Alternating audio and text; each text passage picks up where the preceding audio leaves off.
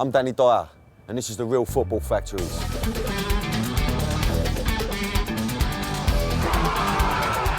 I played Tommy Johnson in the movie The Football Factories, which was all about football violence. Fucking nutters. But that was just acting. Now I'm on a journey around the country meeting the real firms who have mass offs at football matches for real.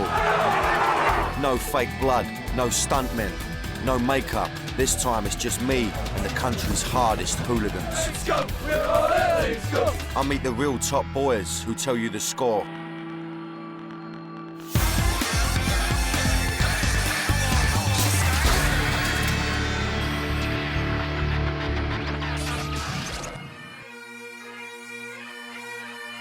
This week on the Real Football Factories, I've come to a place that's both beautiful and brutal. This is a country whose football fans are generally believed to be peace-loving whiskey drinkers who wear kilts. But I can tell you, the real story is very different. This is a country which is home to one of the world's most vicious, brutal and murderous rivalries.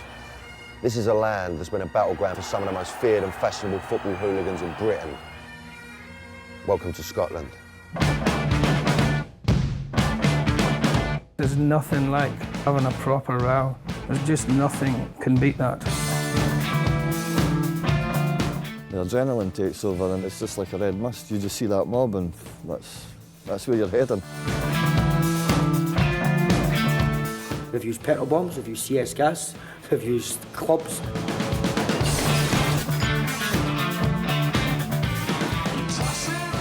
I travelled up to Scotland to find out the story north of the border in the world of football violence. I'm going to be in Glasgow, home of Celtic and Rangers, known as the Old Firm, arguably world football's bitterest rivals. I'll also be in Aberdeen, where I'll meet Scotland's first football casuals. And then there's Edinburgh, home to the weapon-wielding hooligans of Hibs, who turned their city into a fortress.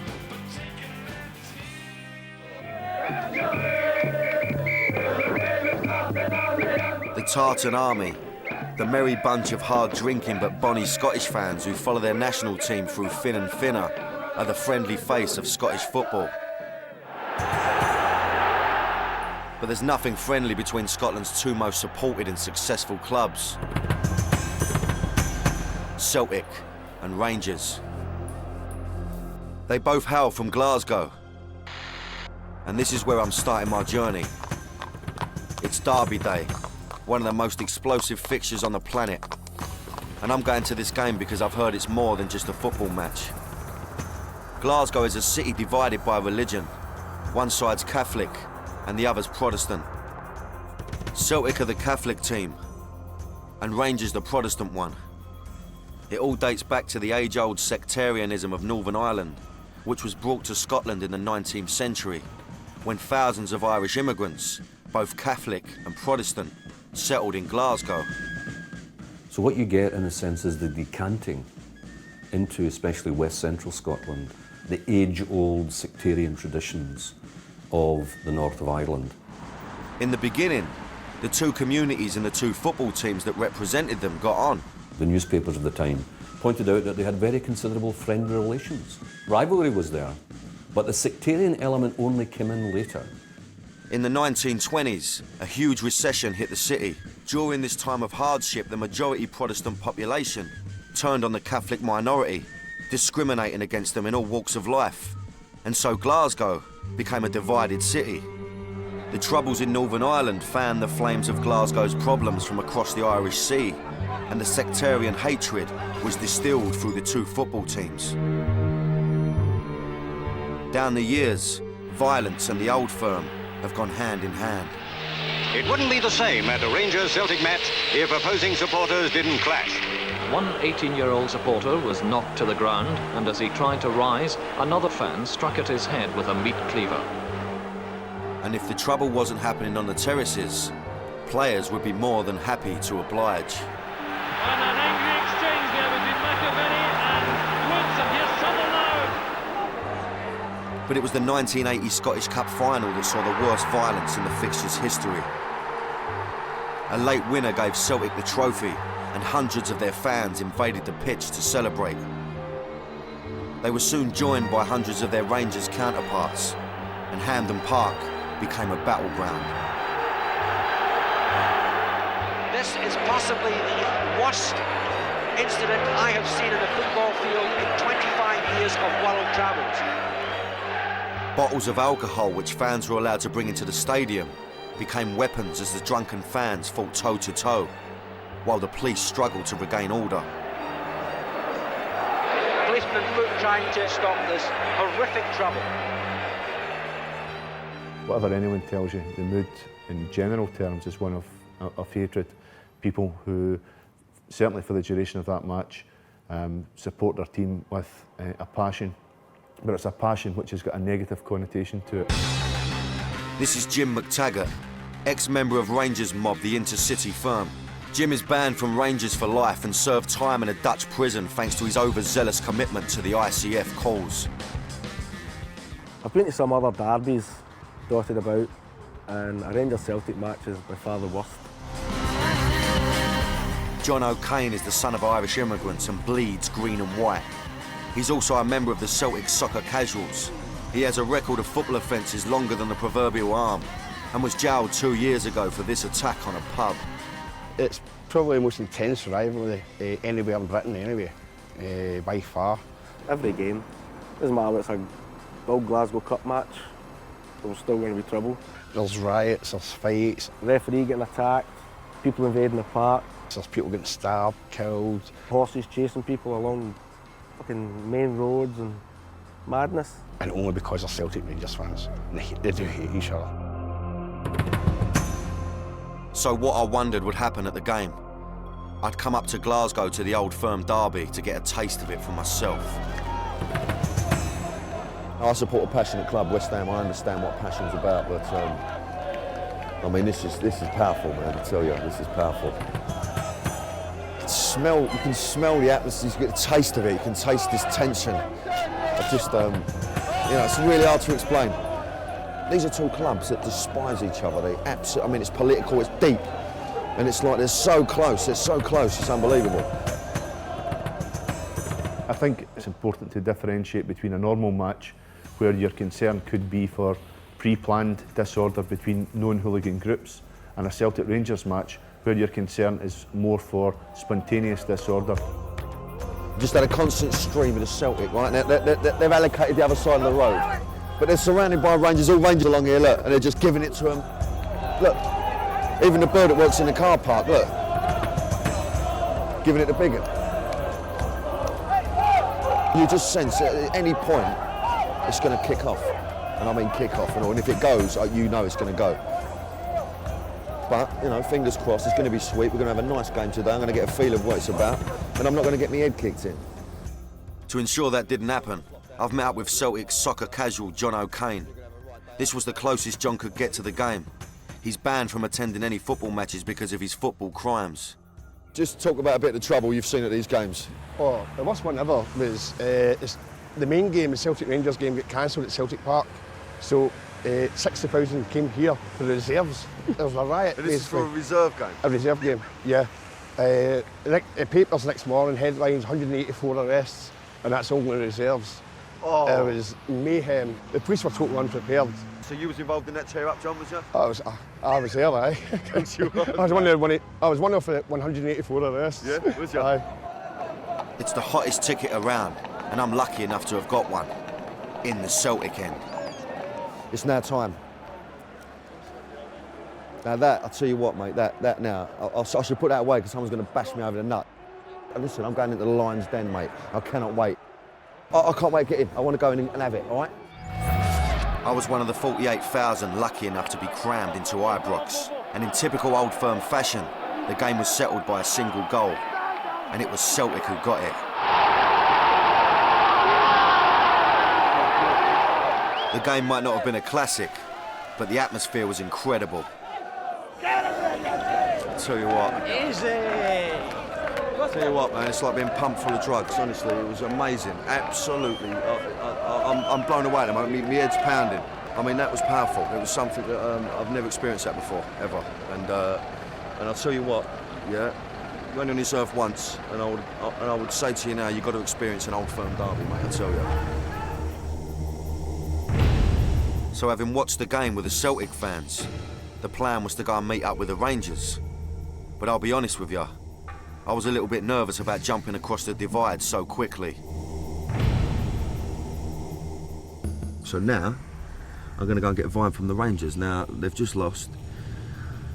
I don't know how this is going to play, to be honest with you. I ain't too happy about it, but I don't care. Let's get involved. I want to see. Hopefully, they're going to be all right with me. They're going to be sweet. I don't know whether or not I'm going to tell them I was in the Celtic end. I'm going to have to make a decision on that when I get nearer the gaff. But I've been assured they're proper people. They're going to look after me. They've lost, but hopefully they're going to take me under their wing. We'll see.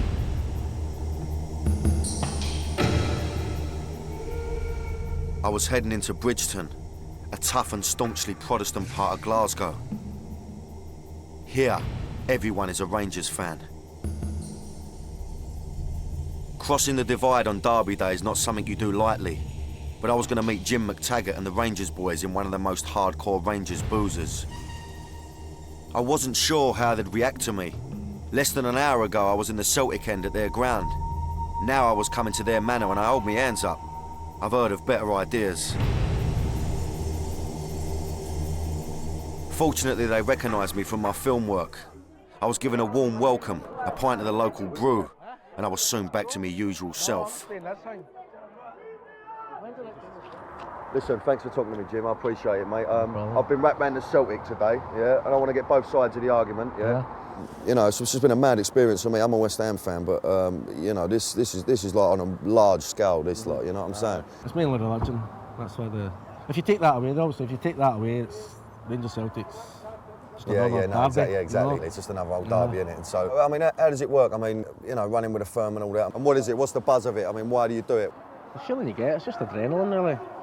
It's just being with your mates, and you're up against other people, like-minded people. They're there for a dash, and that's that. So what do you reckon's going to happen later? Do you think it's going to, you know, because at the moment it seems quite calm, you know what I mean? You're all segregated. Down here because obviously this is the Rangers area and they've been beating their biggest rivals, you know, be quiet, but there'll be guaranteed there'll be trouble later. Yeah, there will be. Guaranteed, everywhere. As far as trouble was concerned, before, during and straight after the match, the police, as usual, had it under control. But with the game finished at 2:30 in the afternoon, there was a long day ahead. The fans will dissipate and they'll head towards city centres and town centres in smaller areas across West Central Scotland and further afield, and keeping them apart in pubs, clubs and whatever thereafter becomes more difficult. On the day we filmed in Glasgow, there were 16 cases of serious assault and 1 attempted murder. And that's quiet by Old Firm standards. In years gone by, when Celtic and Rangers fans left their own private war in Glasgow behind and followed their teams away, the invasion of other smaller cities in Scotland really got the goat of opposition fans. There was thousands of them. I mean, they used to come into a ground holding 25,000. They'd maybe bring 20,000. You know, we had 5,000 in the stadium. And when you think that 20,000 people are coming in early in the morning, they're usually boozed up. So they're taking over the pubs, they're taking over the carry-out shops, they're taking over the parks. From early in the morning to late at night, Celtic and Rangers would just dominate your town. For almost a century, Celtic and Rangers ruled the roost both on and off the pitch. But Scottish football and the violence that came with it was about to be transformed. I headed north out of Glasgow and 130 miles up the east coast of Scotland to the city that dared to stand up to the Old Firm.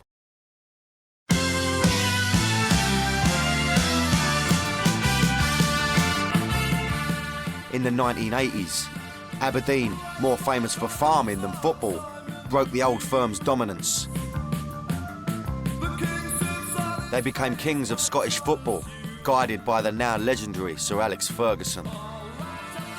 Fergie came up to us from St Mirren and took the bull by the horns and continued it to the greatest heights that we could have ever imagined. Aberdonians turned out in their thousands to welcome home Britain's team of the season. It's been a fortnight of heroics and hangovers in the Granite City. It was phenomenal. to actually be a dominant force and actually be confident of going and beating on a regular basis Rangers and Celtic away was just heaven. Aberdeen was Britain's boomtown. In the 1970s, when North Sea oil was discovered offshore, it became the centre of Britain's new oil industry and one of the wealthiest cities in Britain, no longer a Scottish outpost. Aberdeen was the place to be.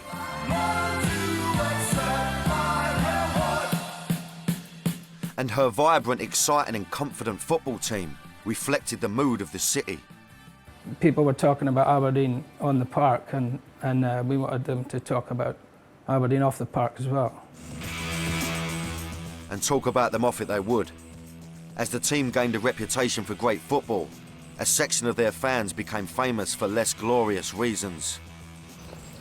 You may not think it to look at him today, but this man, Jay Allen, was one of the leading faces of Aberdeen's firm until he retired in 1986.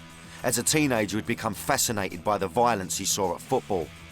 As a young supporter, I was intrigued and excited when there was trouble, but only got close enough to it until it really came on top, and then I would run away with the rest of the youngsters. I think I was sort of 17 the first time, actually. I didn't run away and just steamed right in and realised that it was great.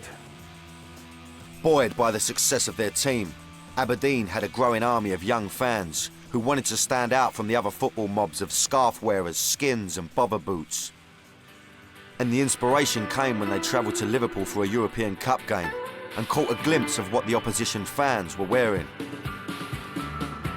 So looking across the fence, there was maybe 300 young men, no scarves, side shades, and looked like new romantic disco boys, and which we just totally didn't understand. We never heard of this before.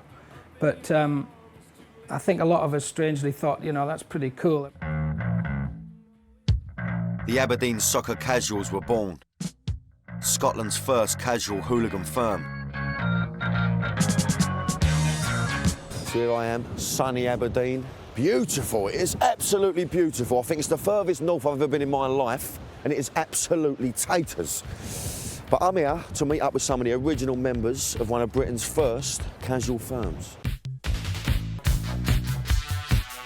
This is Bob Carmichael, Aberdeen born and bred, oil rig worker, and a member of the ASC for the past 20 years. So, you used to mob up, how many of you? Probably, you're talking like 400, 500. But at a home game, you could end up sitting in that south stand with 1,000. That's a good firm, isn't it? Oh, aye. Do you reckon it had anything to do with the team at the time, the success the team was? Oh, aye, that was a major play in it. Like, I mean, the clothes started changing, and then that made a difference. The guys were standing out. There was no football colours on or anything like that. Folk were trying to put on tracksuits and designer gear and golf wear, tennis wear and stuff like that. And then the oil industry was booming then.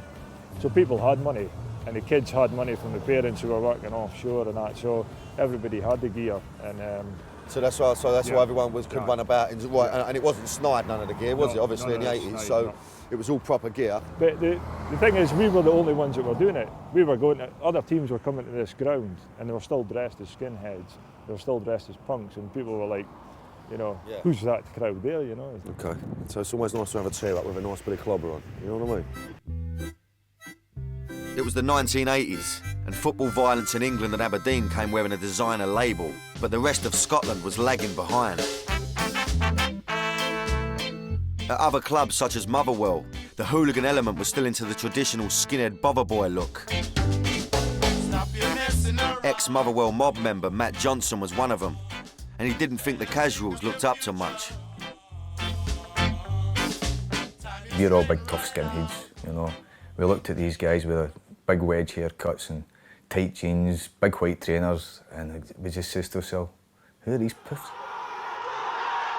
We expected they would run, you know. They're puffs, they're going to run. No, they fought back and they done well. So that was our first experience of the casuals. Not only could they fight, they could get away with it. Casual was a camouflage. You basically couldn't move in Motherwell for police if you were a skinhead. They would stop you for no reason, search you for no reason. That was about the time when everybody started saying to themselves, wait a minute, these guys are getting away with murder solely because of the way they dress. And so Motherwell decided to go casual too. They were the first, after us, to turn trendy and actually arrive in Aberdeen Station dressed. So, you know, that was quite exciting for us. We finally had another mob that were dressers and like-minded. Soon everyone was doing it. All the club firms decided to dress up for the ruck. You just couldn't believe how quickly things evolved and how many people actually jumped on the bandwagon kind of thing. And almost overnight, it became like an obsession.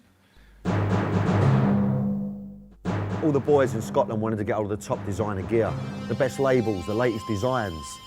So in order for them to look top dog north of the border, they had to go down south to London, where the streets ain't quite paved with gold, but the shops are filled with treasure.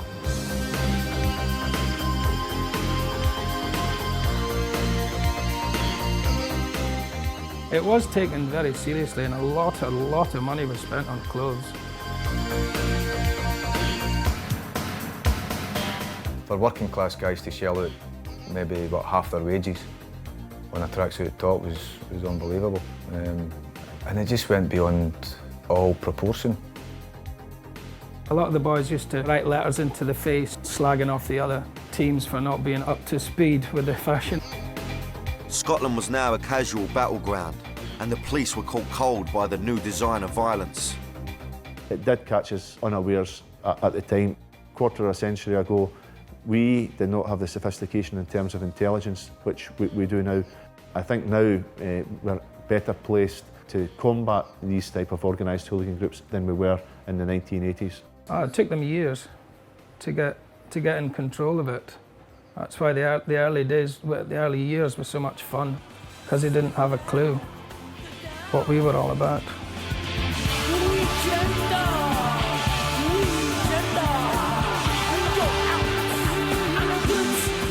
The new breed of soccer hooligans, calling themselves the Casuals, pose a threat to the game.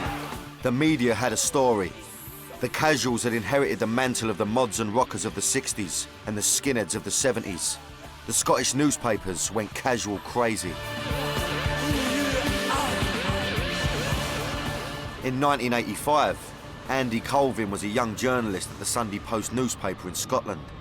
The newspaper wanted the casual exclusive, and so he was told he was going undercover. I travelled up to Aberdeen on the train, got in there, got their trust, and my cover story going up to Aberdeen with a Glaswegian accent was that I worked on the oil rigs and I was back home, but I was up for a fight if there was a fight on the go. And the only stipulation they made was, when the fight starts, you cannot turn and run, otherwise we will turn on you. Nobody understood how well structured casuals were. Football hooligans up to then had been people running wild after a game, fueled by drink, and they didn't care who got caught in the middle or anything else. The casuals picked their targets carefully. It was other casuals, it was people they'd arranged to fight. It was all about dominating the town that they'd gone into. Andy tried to keep on the fringes of the mob and away from the front line action as much as he could. The whole kind of brief was, don't break the law. You know, try not to break the law. Because the paper I worked for at the time, I think they would regard it as worse if I'd been jailed than if I'd been killed. So if I knew it was going to happen, then I let the police know. And we did manage to stop a fight that would have taken place in Motherwell, that was pre-arranged, and I think would have been very violent. Andy spent 9 months risking life and limb undercover as a football hooligan. His incredible story hit the papers, and his cover was blown. By the time I'd finished doing this, I had 2 drawers in my desk, one full of death threats and one full of letters from casual groups asking me to go and join them. We created the monster. We gave these people publicity, and the more publicity they got, the more they wanted. In part 3, I'm headed to Edinburgh, where the kids from the capital city decided to up the ante in the football violence stakes.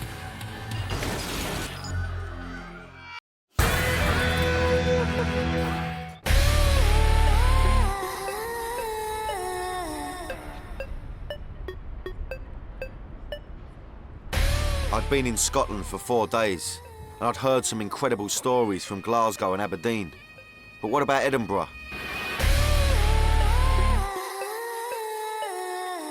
I'd heard that it was home to one of Scotland's toughest firms. Hibernian was the team, and their mob go under the name of the CCS, the Capital City Service.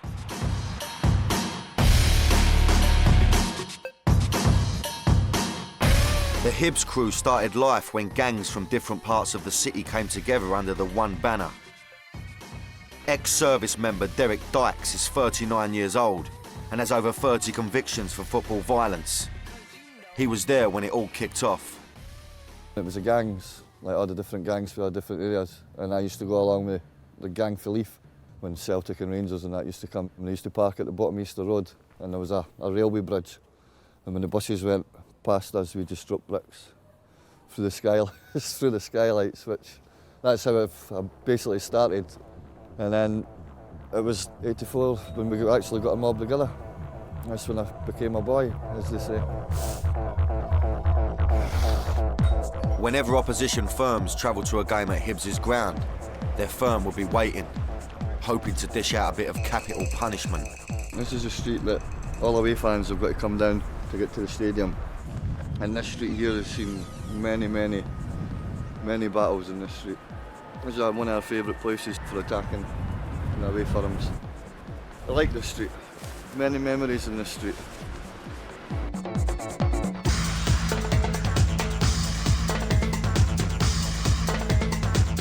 We would be basically holed up in that pub there, and if anybody ever came, this would be a perfect place for us to attack them from. And it'd be funny because when people used to come Easter Road, they'd say 1 minute there was none of them, and then the next minute there was hundreds of them. They were like rats coming out the sewer.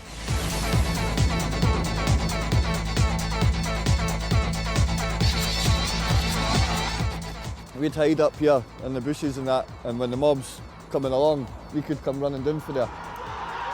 We'd hide, and it's quite a good spot.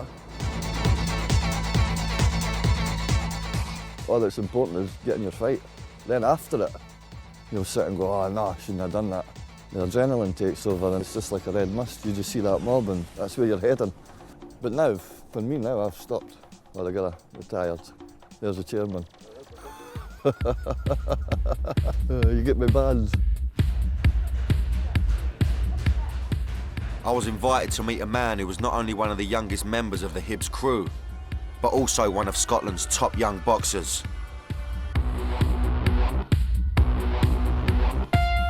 The Holyrood Gym is run by Bradley Welsh. Back in the mid-80s, he was running the young Hibs firm, known as the Baby Crew. Be like a Russian peasant in a French patisserie. I don't know what to expect from this geezer, honestly. He's obviously got something about him, hasn't he? Sounds like the sort of person you'd want beside you if it all got a bit on top. So he goes around twice. He goes around twice, that is. That's a naughty dig. I must have been this size. Yeah, I was a skinny little kid, but I was a very good boxer, mate. At 14, I had won Scottish titles, Eastern Districts, boxed for Scotland and internationals. I was a very good boxer. The violence wasn't appealing to me. I was just good at it. He was running the young Hibs firm at the tender age of 14. Most firms had a younger section, and Hibs' Baby Crew were the most notorious. I was one of the founding members of what you'd be known as the Hibs Baby Crew. Because we were the age of 13, 14, 15, we were obviously younger than the older Hibs were, which was the Capital City Service. So because it's been younger, it was like our older brothers and stuff. We didn't want to mess about with them so we formed our own mob. I mean, the oldest member was what, 15? 15, all school kids basically. We were all school kids when we used to go. And this really? We started in about 1983, on to 84, 85, and then by 16, 17, the sort of mobs amalgamated and came as one. But just right game kids, you know what I mean? Of course it was, because we were full on it, 24/7, every day. Do you know what I mean? It was our thing. Noticed that football, the Hibs Blacklist Baby Crew had, mate, at one time, I had like 200 young kids. I was 14, and I had been arrested up in Dundee, arrested at Ibrox. I'd been like 7 arrests. I was only 14 for violence at football. It doesn't take a genius to imagine what the Hibs mob were like. Tough, angry boys like Bradley who wanted to be the best firm in Scotland.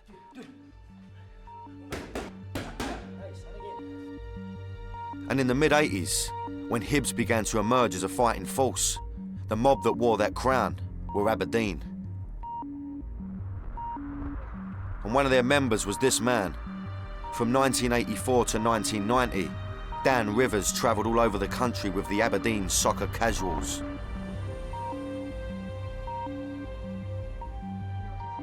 When I was young, I had no cares then, you know. I mean, I lived for the weekend, the caper, the crack. I mean, I was casual 7 days a week. You know, we walked, talked casual, dressed casual. It was just a way of life. Looking back, you know, it was a dangerous game we were playing every weekend. Hospitalised, stabbed, beaten and almost kicked to death, Dan turned his back on casual life. But today he's back, reliving the journey into Edinburgh to face Hibs. They were the only people that really could come up against us to try and take the crown of Scotland's #1. It was our crown. But it's always a good battle. As the train ram full of Aberdeen got closer, the Hibs firm who were waiting for him would make sure everyone was up for the battle. Basically, you only wanted the best to be there, or the ones you can trust. They didn't like the look of somebody, or if you knew somebody wasn't brave enough, you wouldn't come with us. You would be told you're not coming with us, and you'd be sent on your way. It was the same story back on the train. You know, I've seen what's happened to boys that ran away or backed away. It just wasn't worth your life doing it. You were there to do a job, and that's what we did.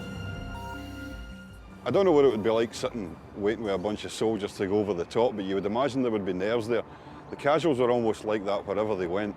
They were waiting to go over the top. They knew there was a fight waiting for them when they got there, and yet complete calm. Just a kind of, it was a sense of purpose, a frightening sense of purpose to know that you're going in to both practice violence and have violence practiced against you. But even the most hardened boys would have a last-minute case of nerves. I mean, you'd get the butterflies and that would start, because you still didn't know what was waiting for you, what was happening, who was there, how many. There would be an element of fear, but that fear will drive you on. You've got to take that fear with you and use it to your advantage. Once the train had pulled into Edinburgh station, the two mobs headed into battle.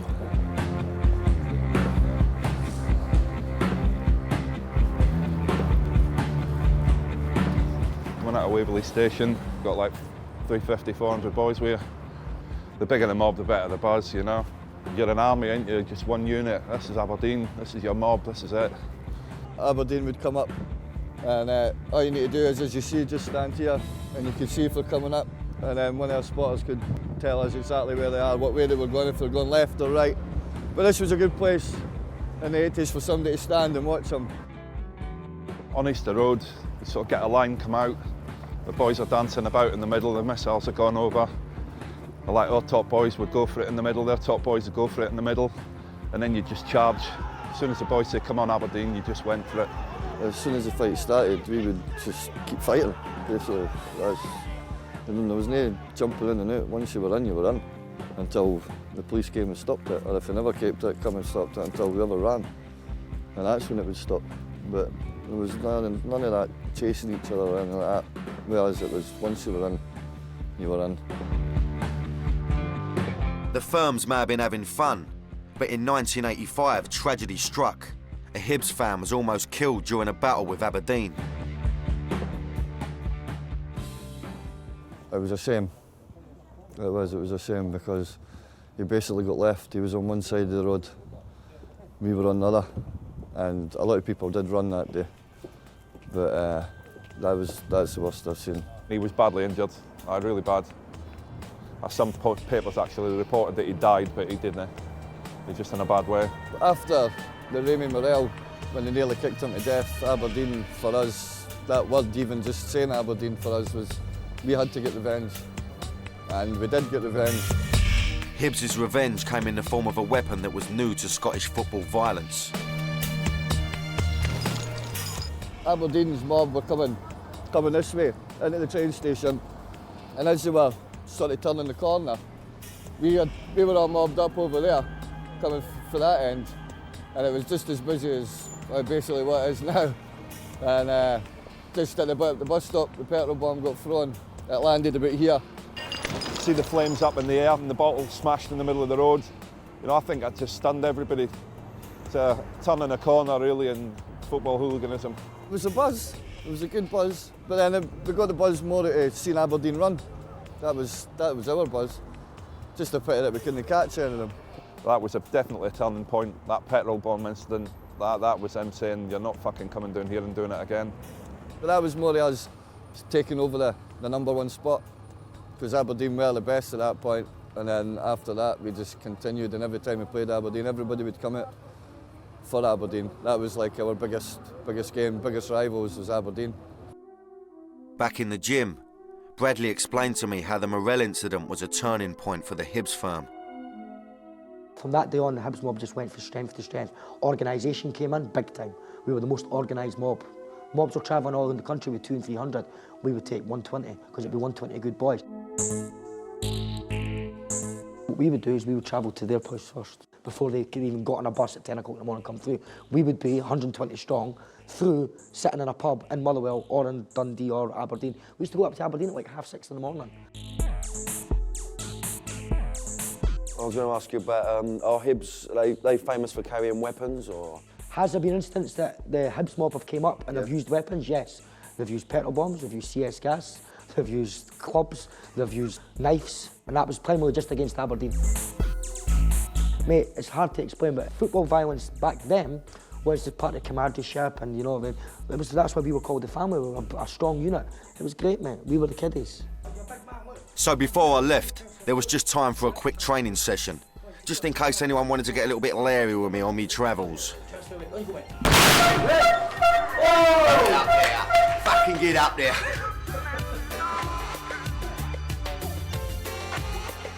So far in Scotland, I'd seen the hatred in Glasgow between the old firm and discovered a more modern animosity with Aberdeen and Hibs. But what about the city whose two football clubs are closer together than any other two in Britain? I was going to Dundee, because what on earth happens when two rivals are literally on each other's doorsteps?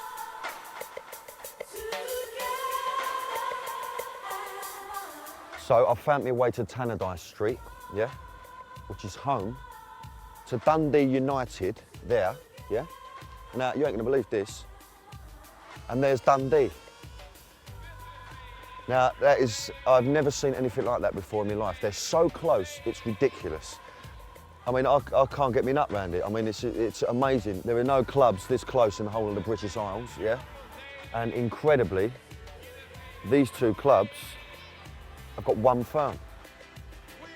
Unbelievable. Can't get me nut round it at all. I want to find out a bit more about it, so I'm going to go and meet a few of the boys.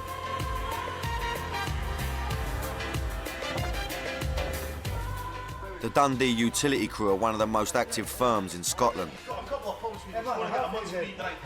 So I just want you to explain to me how the Dundee utility crew come about. Because Dundee's such a small place, I mean, it's what, the fourth largest city in Scotland, but it's not very big really. Yeah. We decided that all the main boys from United and Dundee, because we were all mates, would drink together on a Saturday night, would go away to whatever game, and then it just went from there. So one week it'd be away with Dundee, the next week away with United, away with Dundee, away with United. What about when you play each other? How does that work? There's no violence or hatred towards your mates, but you hate the team, and so you just stay in your pubs, go to the game, and then hopefully your team wins. After the game, if United have been beaten, which has happened a couple of times, it's a nightmare. So it's friendly banter. It never ever comes to blows. It's just like we're all friends. We're all friends. Everyone else are friends. 5 members of the Dundee utility were jailed for a total of 8 years after they were involved in disturbances before the Scottish Cup final against Celtic in Glasgow. That organised hooligan group engaged in a substantial serious disorder away from the stadium, about a mile from the National Stadium at Hampden, and a significant number were arrested and substantial jail sentences were handed out to these people. With the aid of CCTV, the police have managed to get the upper hand in the battle with football hooligans. They're totally on top of us. You cannot get a fight nowadays. No. You know what I mean? You'd have to be way organised, way up the top of some fucking hill, way up the top of Scotland to get a fight. Increased intelligence means the police know all about what everyone's up to in Scotland, as I was about to find out for myself. That evening I was planning on meeting some of the other utility crew and go to a game with them, but the police had other plans for me. My stay in Dundee was about to come to a premature end.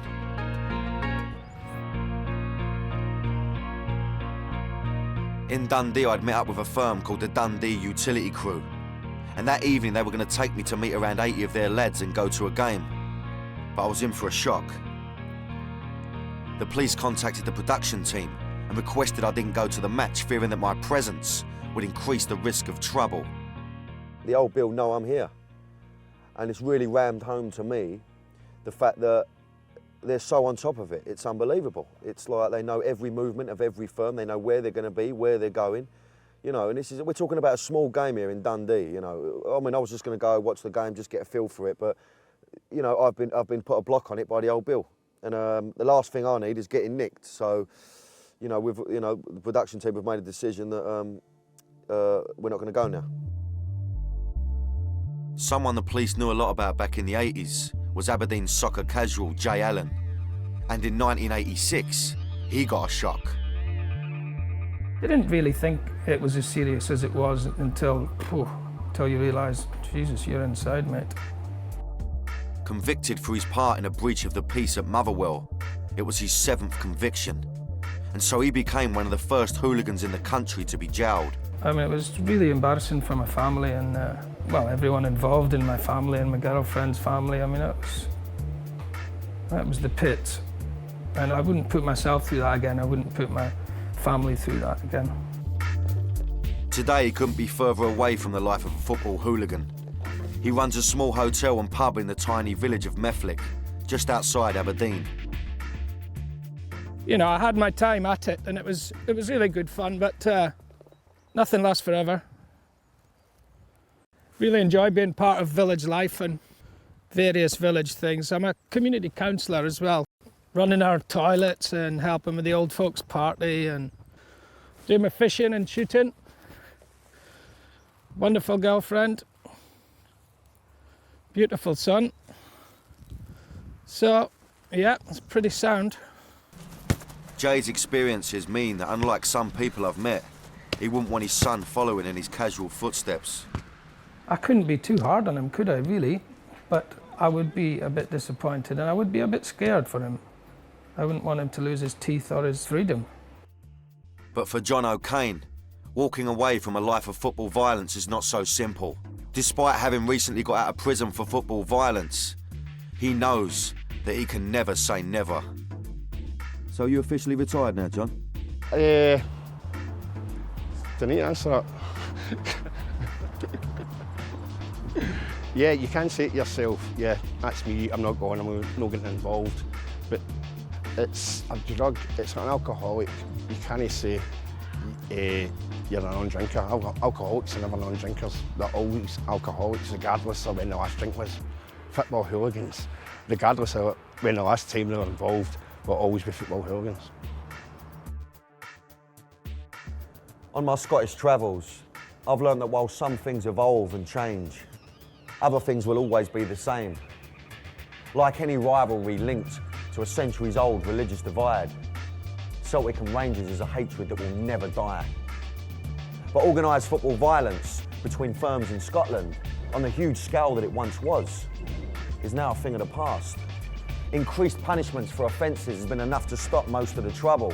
But despite this, for a select few, the thrill and the adrenaline rush of football violence remains irresistible no matter what the consequences. Anyway, I'm going to slip through the long grass, get back down south. I'll see you later.